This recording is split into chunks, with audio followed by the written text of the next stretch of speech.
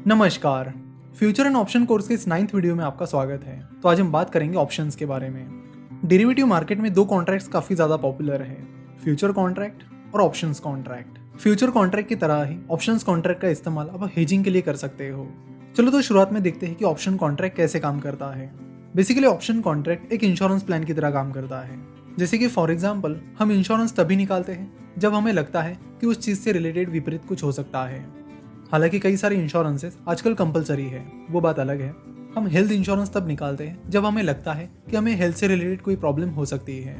अगर हम health insurance निकालते हैं और हमें हेल्थ से रिलेटेड प्रॉब्लम होती है तो उससे रिलेटेड खर्चे उस हेल्थ इंश्योरेंस के टर्म्स एंड कंडीशन के अनुसार कवर हो जाते हैं। यानी अगर आपको लगता है कि आपकी हेल्थ को कुछ हो सकता है तभी आप हेल्थ इंश्योरेंस निकालते हो, और अगर सही में आपको जैसा लगता है वैसा होता है, यानी आपको हेल्थ से रिलेटेड प्रॉब्लम होती है, तो वो इंश्योरेंस आपके हेल्थ से रिलेटेड एक्सपेंसेस कवर कर लेता है। लेकिन अगर जैसा आपने सोचा वैसा नहीं होता है तो ऐसी केस में आपने जो प्रीमियम पे किया है वो आपका वेस्ट हो जाएगा, यानी आपने पे किया हुआ प्रीमियम आपका लॉस रहेगा। तो इसी तरह ऑप्शन मार्केट में भी यही होता है। अगर आपको लगता है कि किसी शेयर की प्राइस आगे चलकर बढ़ने वाली है तो आप उस केस में कुछ प्रीमियम पे करके कॉल ऑप्शन खरीद लेते हो। वही जब आपको लगता है कि किसी शेयर की प्राइस नीचे जा सकती है तो अगेन आप कुछ प्रीमियम पे करके पुट ऑप्शन खरीद लेते हो। नाउ लेट से आपको लगता है कि किसी शेयर की प्राइस बढ़ने वाली है और आप उसका कॉल ऑप्शन खरीद लेते हो। तो ऐसी केस में अगर शेयर प्राइस सही में बढ़ जाती है और आपने जितना प्रेडिक्ट किया था उस प्राइस पर जाकर पहुंचती है तो आपको फायदा मिलता है। लेकिन अगर ऐसा नहीं होता है या शेयर प्राइस नीचे चली जाती है तो फिर आपको नुकसान होगा और आपने पे किया हुआ जो प्रीमियम रहेगा वही आपका नुकसान होगा। तो आज के इस लेक्चर में हम कुछ थियोरेटिकल चीज़ों के बारे में बात करेंगे और अगले लेक्चर से हम प्रैक्टिकल चीज़ों के बारे में बात करेंगे।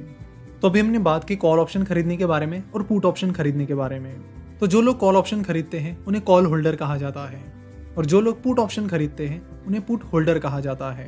वही जो लोग कॉल ऑप्शन बेचते हैं उन्हें कॉल राइटर कहा जाता है, और जो लोग पुट ऑप्शन बेचते हैं उन्हें पुट राइटर कहा जाता है। Don't worry about all this things. जैसे जैसे हम ऑप्शन सीखते चले जाएंगे वैसे वैसे सारी चीजें आपको क्लियर हो जाएगी। जैसे कि हमने फ्यूचर कॉन्ट्रैक्ट में देखा था कि एक महीने की फ्यूचर की आपको एक ही प्राइस मिलती है। जैसे कि यहाँ पर आप देख सकते हो कि अगर हम टीसीएस के फ्यूचर्स कॉन्ट्रैक्ट देखें तो फिलहाल फरवरी मंथ चल रहा है, तो फिलहाल आपको टीसीएस का फरवरी कॉन्ट्रैक्ट मिलेगा, मार्च कॉन्ट्रैक्ट मिलेगा और अप्रैल कॉन्ट्रैक्ट मिलेगा। टीसीएस के फरवरी कॉन्ट्रैक्ट की प्राइस अलग रहेगी, मार्च कॉन्ट्रैक्ट की प्राइस अलग रहेगी और अप्रैल कॉन्ट्रैक्ट की प्राइस अलग रहेगी। तो फ्यूचर कॉन्ट्रैक्ट में आपको प्राइस सिलेक्शन के लिए कोई ऑप्शन नहीं मिलते हैं, यानी फ्यूचर कॉन्ट्रैक्ट की जो भी प्राइस चल रही है उस प्राइस पर ही आपको वो फ्यूचर कॉन्ट्रैक्ट खरीदना या बेचना होता है। आपको ज़्यादा ऑप्शंस नहीं मिलते हैं। लेकिन ऑप्शंस कॉन्ट्रैक्ट में आपको कई सारे ऑप्शंस मिलते हैं। टीसीएस की शेयर प्राइस आज 5 फरवरी 2020 को 2147 रुपीज़ चल रही है। तो अगर आप टीसीएस के कॉल या पुट ऑप्शंस के बारे में बात करेंगे तो यहाँ पर आपको कई सारी स्ट्राइक प्राइस मिलेगी। जैसे कि आप यहाँ पर देख सकते हो, आपको 1620 रुपये, 1640, 1660 रुपये, इस तरह 20-20 रुपये के गैप पर लगभग कई सारे ऑप्शंस मिल रहे हैं। यहाँ पर पी लिखा है, पी का मतलब होता है पुट ऑप्शन और सी का मतलब होता है कॉल ऑप्शन। यहाँ पर लिखा है NSE 27 Feb 20 1620 CE।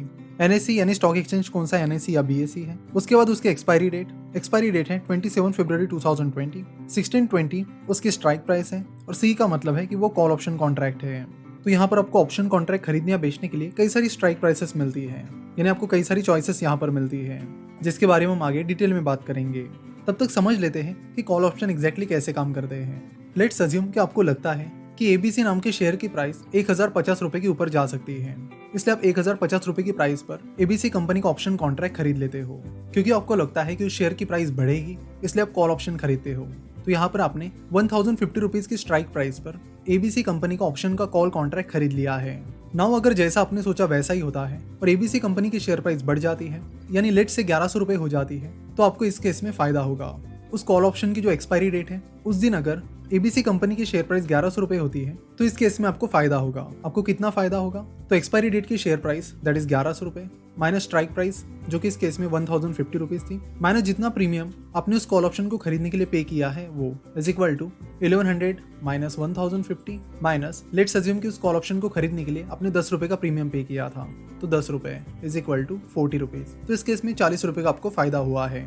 Let's assume कि ऐसा नहीं होता है, तो अगर वो शेयर प्राइस 1050 रुपए से कम ही होती है तो फिर जितना प्रीमियम आपने पे किया है, यानी जो 10 रुपए आपने पे किए हैं, वो आपका लॉस रहेगा।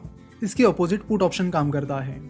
लेट्स अज्यूम कि आपको लगता है कि एबीसी कंपनी की शेयर प्राइस 1050 रुपए से कम हो सकती है, इसलिए आप 1050 रुपए की प्राइस पर उसका पुट ऑप्शन खरीद लेते हो, जिसके लिए आप 10 रुपए का प्रीमियम पे करते हो। तो अगर एबीसी की शेयर प्राइस उसकी एक्सपायरी के दिन 1000 रुपए हो जाती है, तो उस केस में आपको स्ट्राइक प्राइस माइनस एक्सपायरी के दिन की शेयर प्राइस माइनस प्रीमियम इतना प्रॉफिट होगा, यानी 40 रुपए का प्रॉफिट होगा। अगर शेयर प्राइस 1050 के नीचे नहीं जाती है, तो जितना प्रीमियम आपने पे किया है उतना ही आपका लॉस होगा। तो पुल ऑप्शन और कॉल ऑप्शन कुछ इस तरह वर्क करते हैं। आशा करता हूं कि आपको ऑप्शन कॉन्ट्रैक्ट के बेसिक्स के बारे में अब समझ गया होगा। अगले लेक्चर में हम इसे और डिटेल में समझेंगे। वीडियो देखने के लिए और हमसे जुड़े रहने के लिए आपका बहुत बहुत धन्यवाद।